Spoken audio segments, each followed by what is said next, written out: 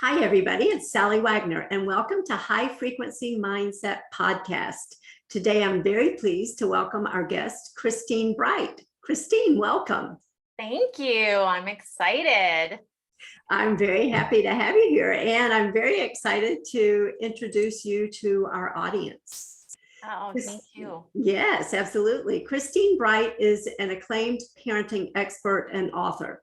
She was the host of 2 TV shows on the CW network and is currently an award-winning producer and host of the Parenting Game TV show. In addition, she is on influencer podcasts and radio shows and has been on NBC. Christine is a guest speaker at Wisconsin universities and has worked with organizations such as Patrón, Beam, Robert Mondavi, and the United Way. She was a therapeutic foster parent and is an internationally certified parenting and family coach with over 20 years of experience working with hundreds of children and their families.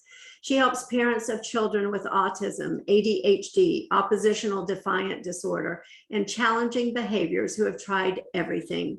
She specializes in assisting parents in going from chaos and yelling to peaceful homes where everybody listens, cooperates, and communicates. Christine's clients include the parents of a violent, suicidal child who is now successfully transitioned into society, and an explosive and destructive middle child who became the easiest of the 4 in the family. Today, she helps families with a wide range of challenges. At age 50, Christine took on the attitude, I have a lot of life left to live. So she flew a plane, biked 500 miles, rock climbed, water skied, and fixed a lifelong speech impediment. Again, Christine, welcome. Oh, thank you so much. You read that delightfully. I was like, I want to meet myself. Who is this person? Well, what an amazing story, and so much admiration for what you do, and working with these children. It's so needed. And how did you get on this path? You know, it's interesting. Typically, parents that I meet think that I had a child that's neurodiverse, but my son was neurotypical, very easy to raise, still is a very easy kid. He's 28 now.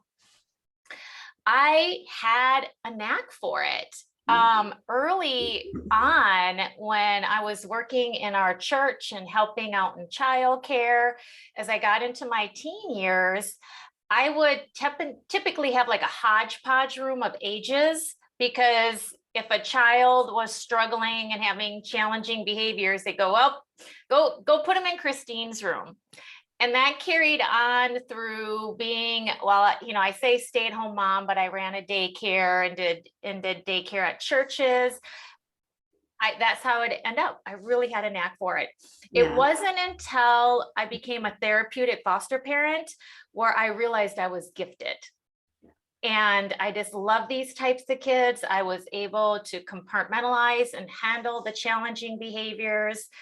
And during my time as a therapeutic foster parent, I got some very intense, very good training. And that was the springboard into what I do now. That's amazing. Because these kids, I mean, it's easy to read that list of descriptors. And yet when you think about the individual child, these are difficult children. These are the children that are not easy to love. And Yeah. I mean, it's true, right? They're the ones that you don't want your kids to be like. They're the ones that you may not want your kids to be around, because Yes. it's challenging, and yet you're called to do that again. So Yes. I admire that so much. And Thank you. and I love the story that you just shared with us, that you were in these situations and then you discovered that this was your gift. Mm-hmm. Yeah, you look back, at your journey, 50 is really a great age, I believe. I'm sure I'm going to say that about 60 and 70 as I go on. It's contemplative when you really now can see all your pain, all your traumas, all your sufferings, all the friendships that have come and gone and experiences, how they all have, led up to purpose. I Yes. believe when you get into your 40s and 50s, you really can start embracing that there was purpose within my pain. Big part of my story is growing up in an abusive home and being in abusive relationships. And maybe underneath that little subconscious piece is I'm still trying to fix my dad. Who knows, that may be where that passion, comes from. All I know is I love it. I am able to get results, and I really do see how God just has used everything for me to be able to have this successful career in what I do now with Parenting Game. That's amazing. So tell us about Parenting Game. Yeah, Parenting Game, I really wanted something that would appeal to men, for sure. I also wanted something that really embraced, yes, there are more positive ways to parent, and the reality of sometimes we are toe to toe with our kid, and it is a matter of who's going to win. Mm-hmm. And in those instances, can we still handle it with healthy and positive outcomes? So I got this idea for Parenting Game. When people go through coaching, they learn parenting plays and wins. And it was interesting because I had this idea and I had the logo, right? For me, I'm a creative connector. So the creative piece is always my favorite. So, forget the content. Let's just make sure we have a cool logo. And so that's what I really worked on first. And I had this bubbling around, and I had a really great friend whose brother was CEO of Fairway during pandemic, and we were just hanging out, and I hadn't really ever met him. We were talking, and all of a sudden he goes, "What do you do?" I share with him, "What do you do?" And he's like, "Bam, our parents need help." And next thing you know, I'm contracted with Fairway to bring parenting support. And I'm looking at my friend going, "You just told him I have a business and all I have is a logo."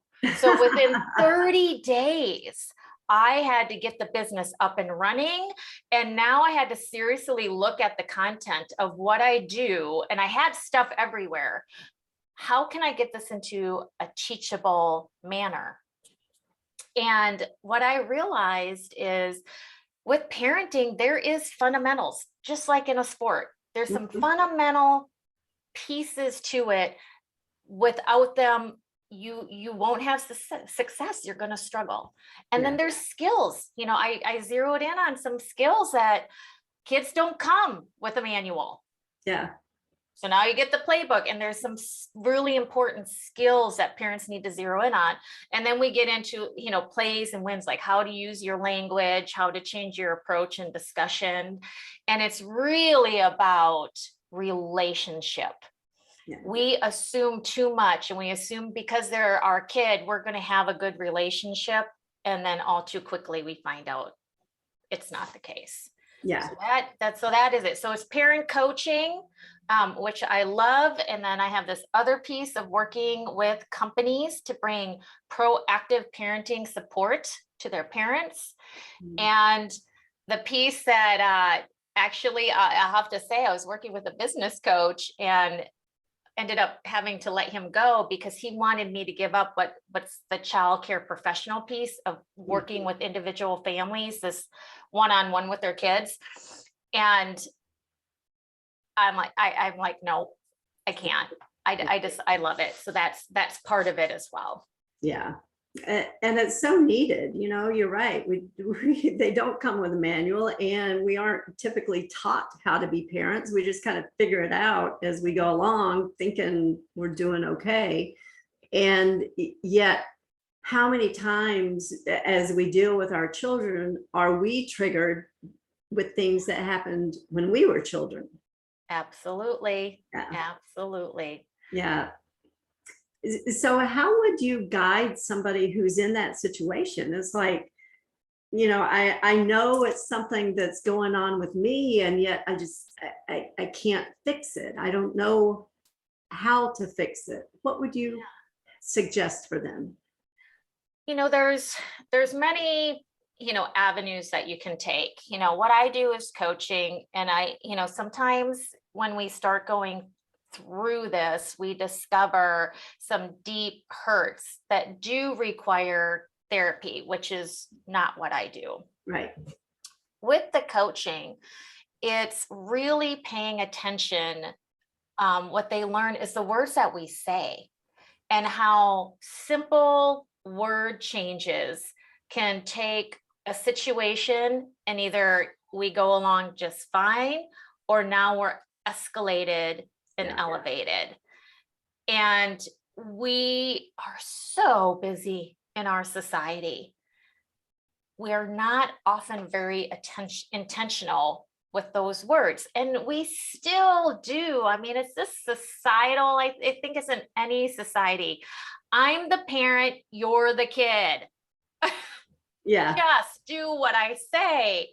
And as much as we know it doesn't feel good and ultimately it doesn't work, we do it.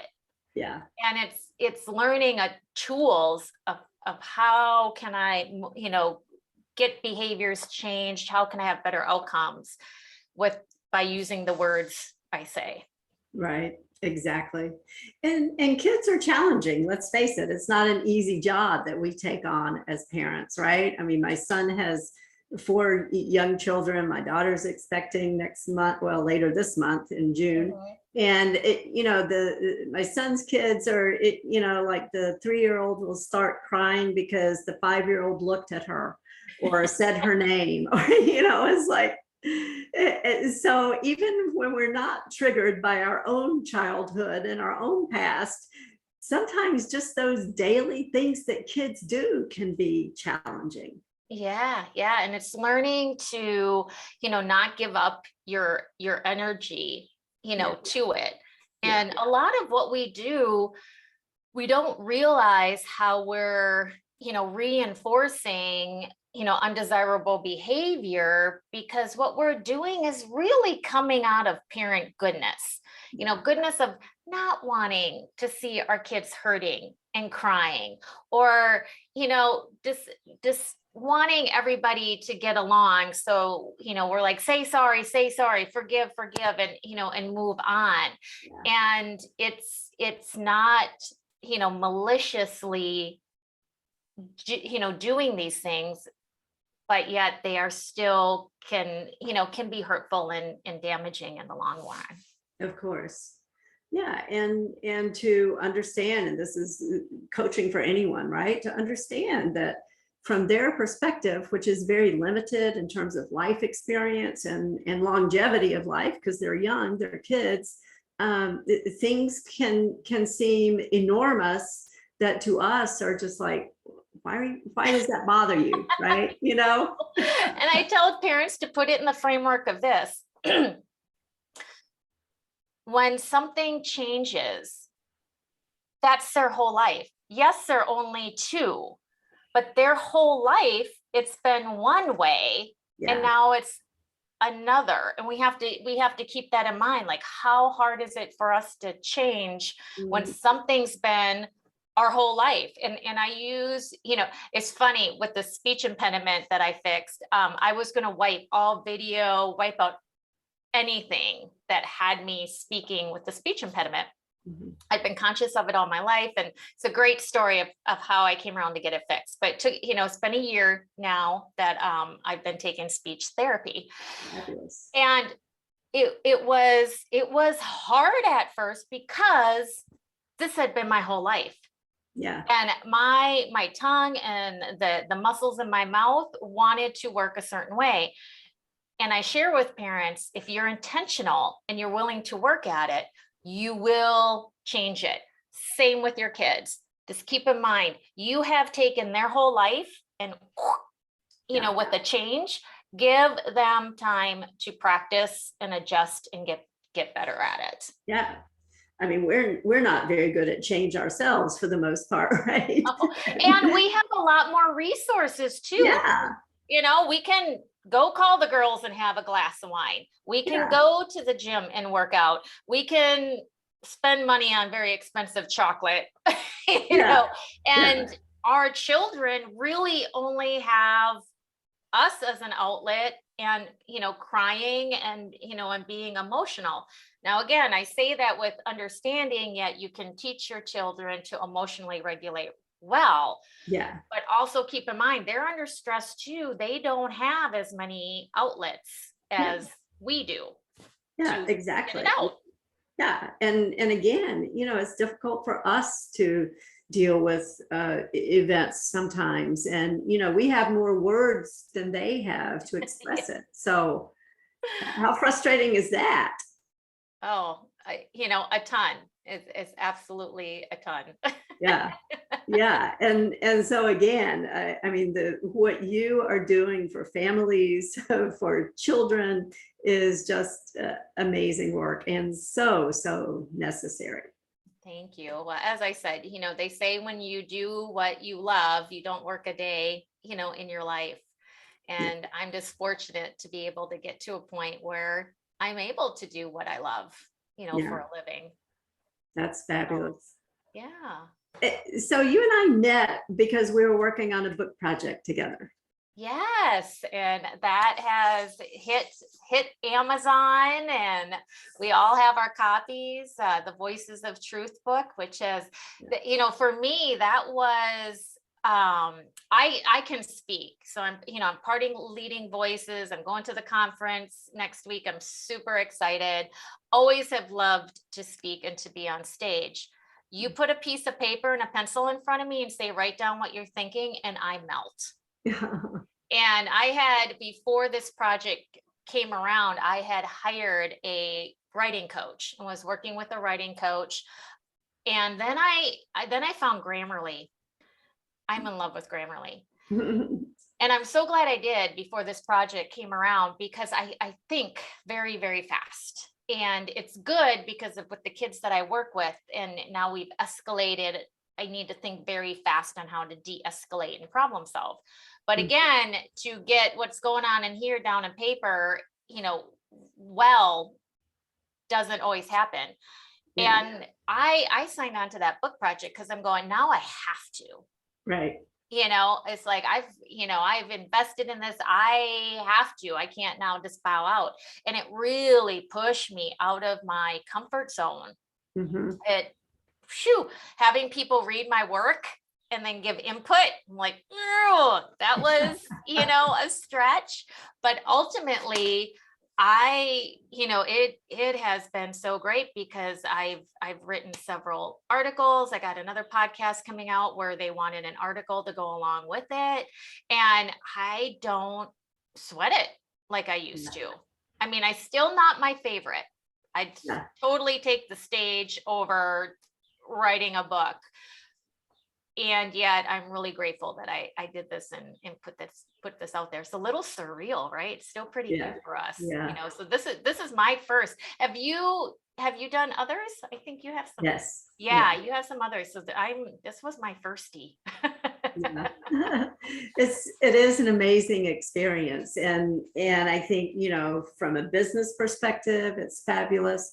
And I think from a personal perspective, because you were saying you pushed yourself, and what an achievement now. Mm-hmm. Yeah. To see your name in print and on a cover is pretty amazing. Yeah. It is a fabulous experience. And I think for a business person, a coach, there's a lot of credibility to that. And how much more opportunity now you're going to have to bring your value to more families and more children. Yes. And what I love about it too is, starting it out with my story and my journey. I wish this would have came out of, I was this amazing parent, and now I'm going to bestow upon you all my amazingness. And that is not the case. My story came out of brokenness and having my son be a mirror to me of, I was not abusive by any means, but again, was bringing in some parenting choices that were harmful. Mm-hmm. And I didn't realize it because I was so accustomed to it. That's how family worked. And that's why I'm so excited for people to read this, is that, I get it. And mine's come out of brokenness, and I had to learn and study and try. And what really excites me when I teach parents, I said, I have done all the reading, studying, and I've tried this. I've tried this in real time. This isn't like kids were coming in for counseling and we're trying this out. I am in homes with families, taking their family from chaos to, listening and communicating. And I tried things out, stuff that didn't work. I'm like, yep, that doesn't work. Oh, that, like, it works, but it takes way too long. Or it's a concept only older kids get, not the younger kids. And with Parenting Game, I don't care what age your kids are. I coach people with adult children as well. It works. And you don't have to do something when they're toddlers. Now I got to learn something new for middle schoolers. Now I have to learn something new for, my teenager. It grows with your kids. Not saying please go read other books, and there's always new things we're learning about the brain and new concepts. But what I love is, it doesn't matter where you're at. And it's great for families who have kids of all ages, or, they're a blended family now. So now they have the ours, and then we have the yours and mines. Yeah. You're fine. Come through this. You'll be able to apply it, everywhere. Yeah. And that's what I really love about it. Yeah. That's such an important part. And but you learn all that in the book, just that story and that process. That's fabulous. So everybody make sure you get that book. You want to give and us the name? Oh my gosh, there's so much good stuff in there, people. I'm like downloading like crazy, getting all the freebies that everybody put in there. Yeah. Well, give us the name. Make sure everybody knows what book to look for. So it's Voices of Truth. Yes. And it is on Amazon, and it's under the umbrella of Leading Voices. Yeah. So it's awesome. Fabulous. Yeah. Lots of good stuff in there. And I know everybody's going to want to read your chapter, because this is such an important topic. As you were talking about the blended family, it made me think about adoptive families. And I know in my area, I'm on the board of directors for a group called Parenting Matters. It's a child abuse prevention center that's supported in part by the National Exchange Club. And one of the programs that they have is to support adoptive parents, because there was an alarming rate of dissolution of those families in our area. And so they have this program to address it. Are there special considerations that you work with those types of families? No, actually, because what Parenting Game is about is relationship. So it doesn't matter how the relationship came to be. It matters what can you do to cultivate that relationship?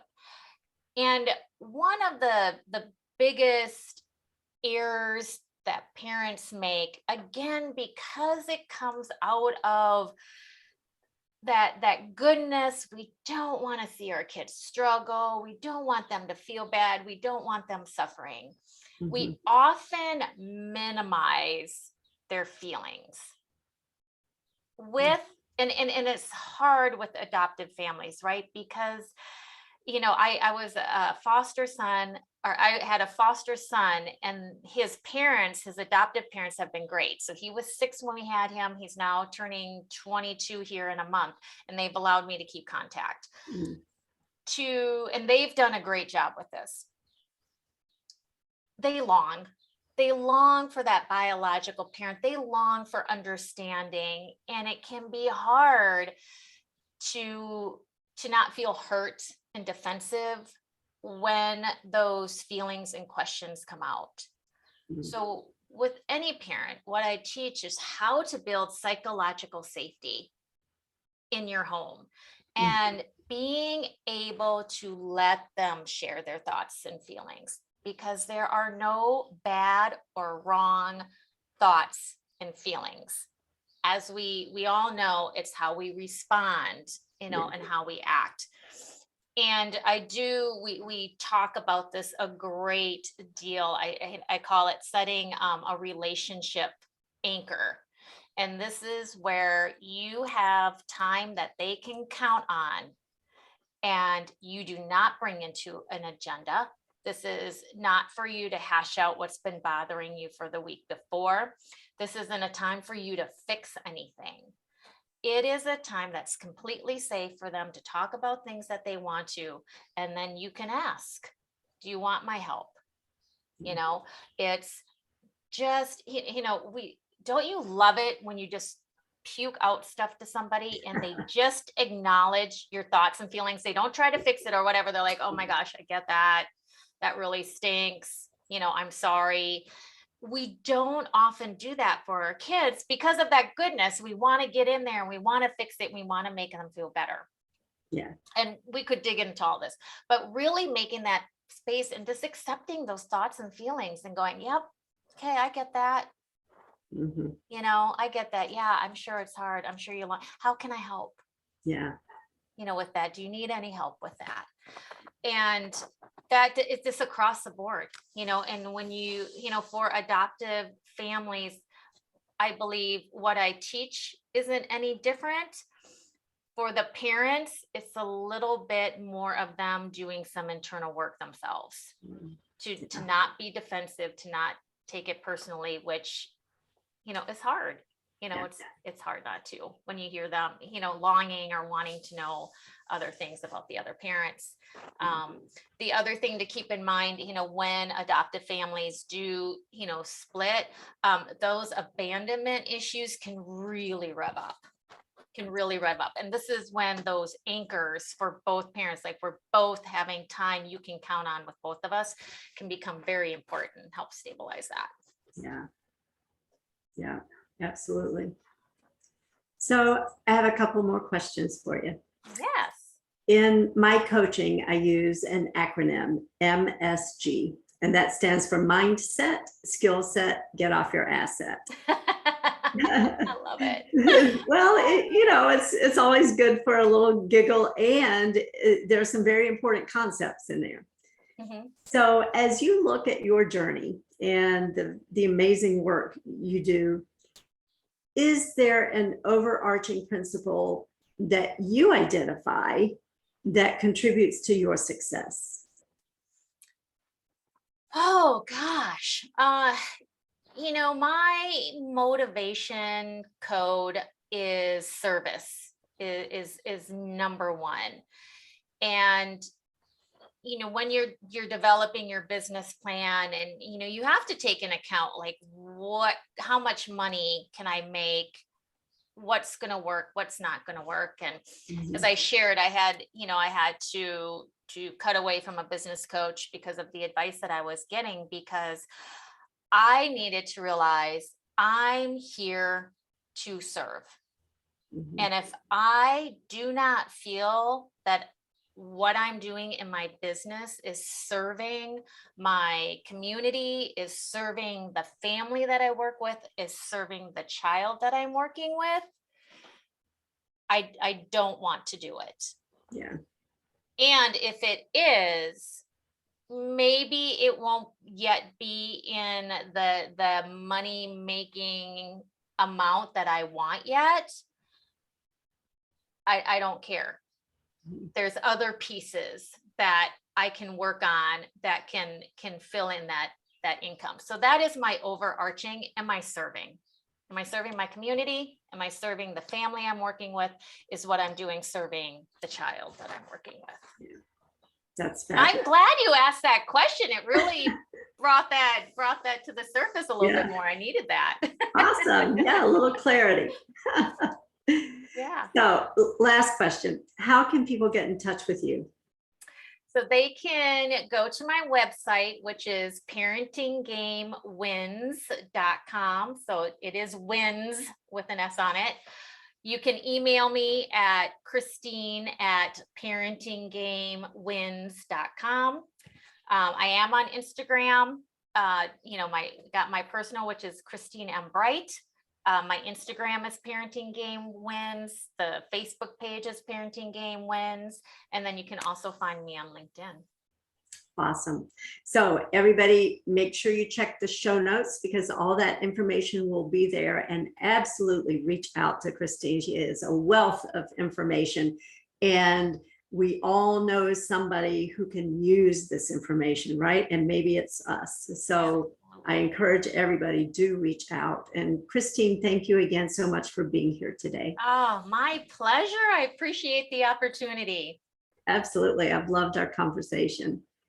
And thank you, everybody, for tuning in. Make sure you join us next time for High Frequency Mindset Podcast.